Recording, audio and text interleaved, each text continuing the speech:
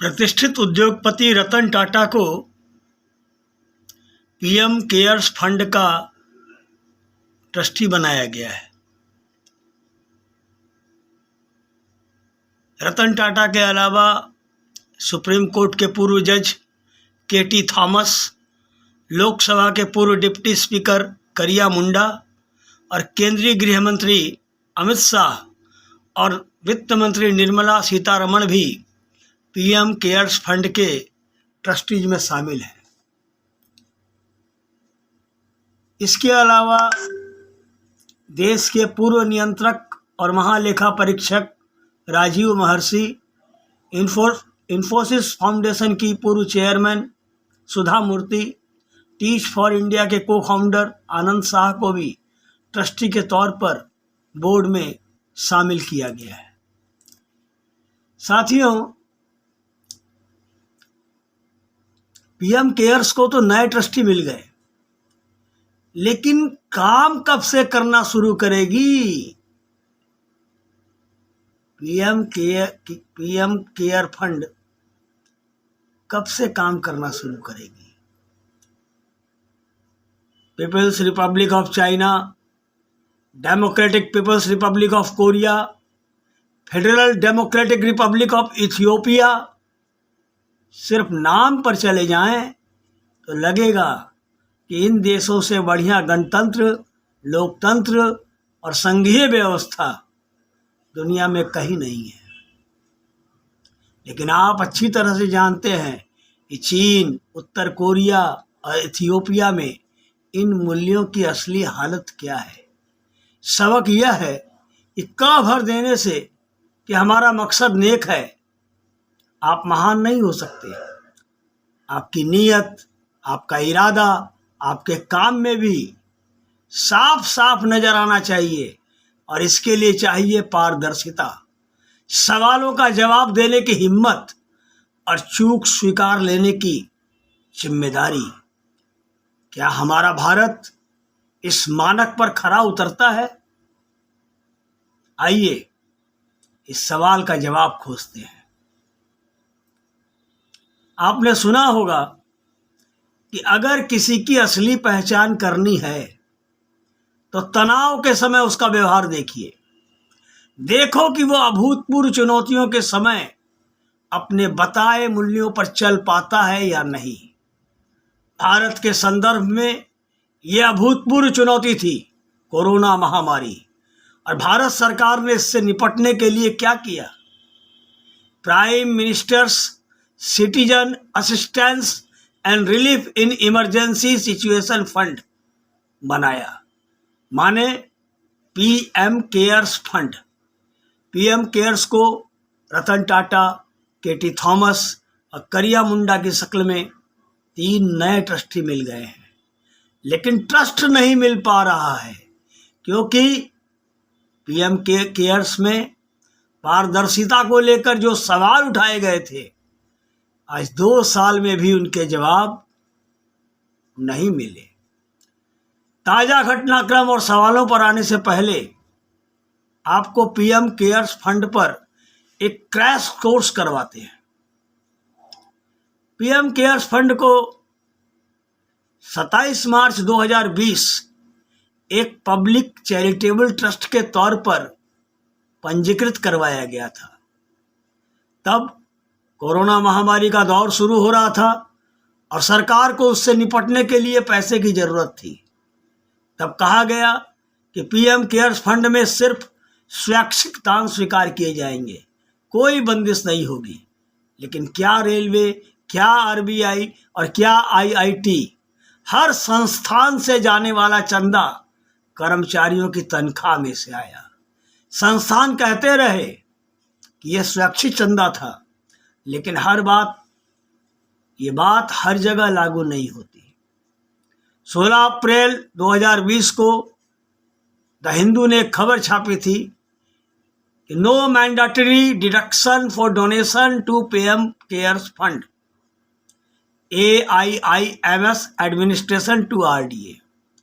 इस खबर में बताया गया था कि AIIMS प्रशासन ने रेजिडेंट डॉक्टर्स एसोसिएशन के उस प्रस्ताव को मान लिया है जिसमें पीएम केयर्स फंड के लिए तनख्वाह की कटौती को स्वैच्छिक बनाने की मांग की गई थी। इसका मतलब कम से कम AIIMS में तो पीएम केयर्स के लिए अनिवार्य रूप से तनख्वाह कटने वाला था। यही कहानी कई और सरकारी विभागों की थी। नोटिस में तो लिखा था चंदा स्वैच्छिक है, लेकिन चंदा न देने के विकल्प सीमित थे। इसके अलावा कई उद्योगपतियों ने भारी भरकम चंदा दिया, जिसका प्रचार भी हुआ। इस तरह 2019-2020 में पीएम केयर्स के पास 3076 करोड़ 72 लाख जमा हुए। अगले साल यानी कि 2020-21 में ये रकम बढ़कर 10,990 करोड़ 17 लाख हो गए।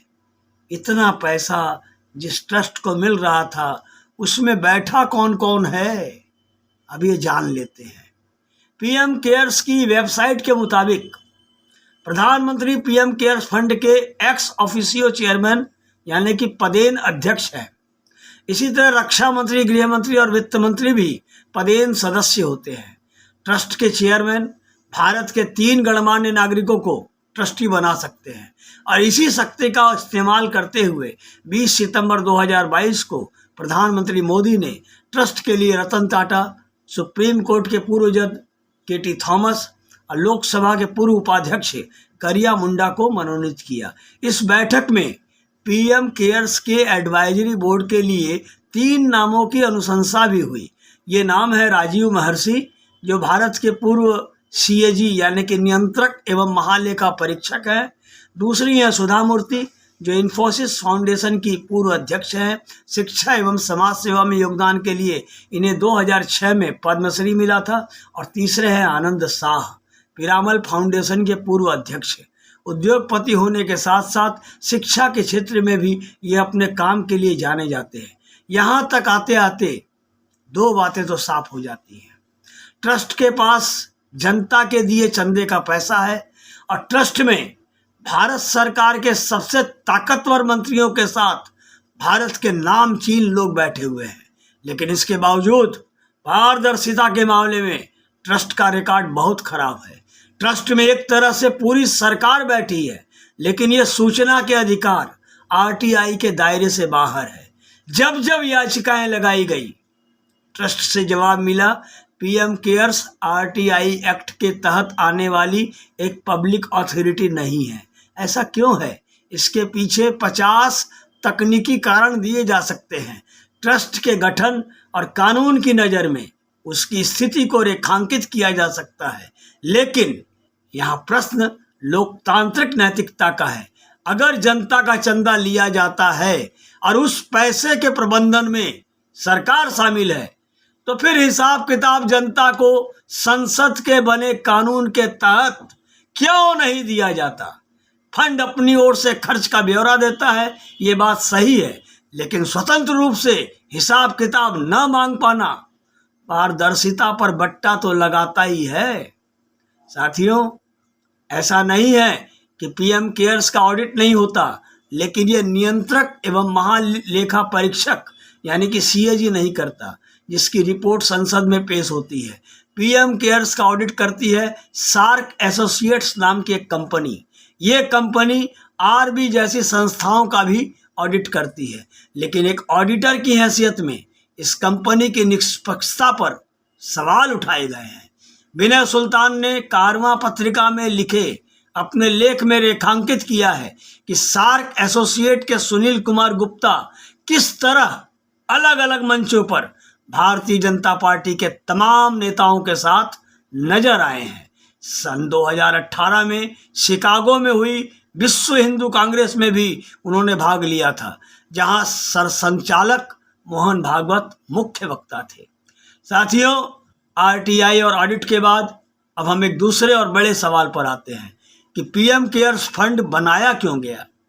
फंड को महामारी के दौरान बनाया गया, लेकिन इसके नाम में इमरजेंसी शब्द का प्रयोग हुआ है, न कि कोरोना। इसका मतलब है कोरोना से इतर दूसरी आपदाओं के लिए भी इसका इस्तेमाल हो सकता है।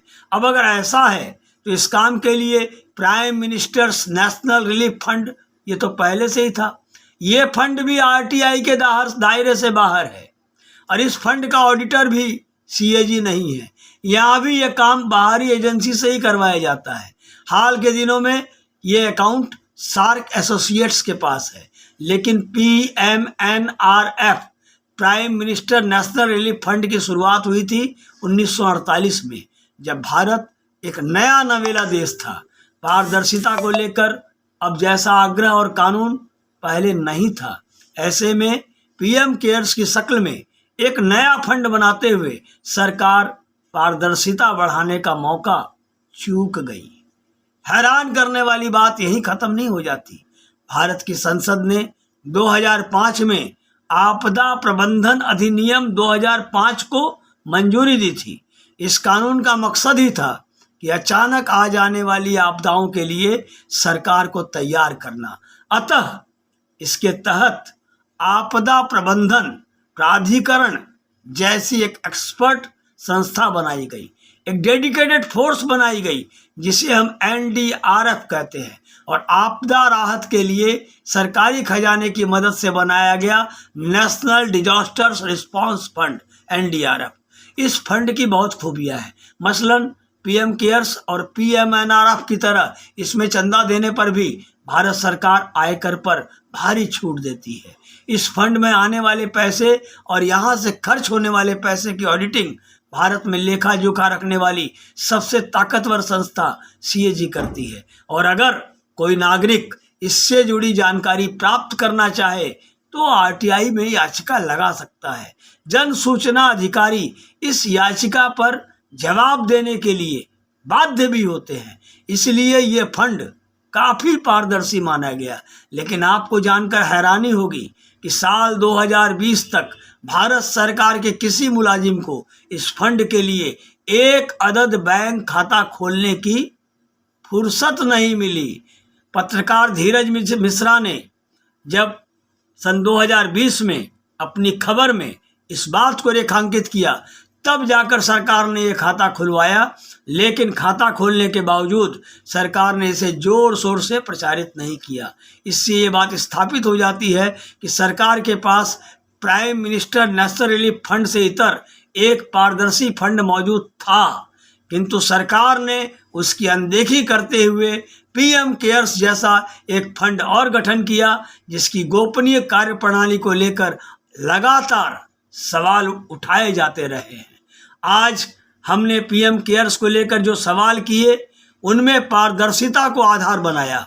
दर्शक जानते ही हैं कि पीएम केयर्स फंड से जो मेडिकल उपकरण खरीदे गए उनकी गुणवत्ता पर भी सवाल उठे थे, जिन्हें हमने यहाँ नहीं छुआ। हम इस बात को समझते हैं कि पीएम केयर्स फंड को शुरू करने के पीछे सरकार का इरादा नेक था, लेकिन जैसा कि हमने शुरू में ही कहा कि मैंने आपसे कहा था कि इरादों की नेकी कर्म से स्थापित होती है, इरादों की नेकी वचन से स्थापित नहीं होती है।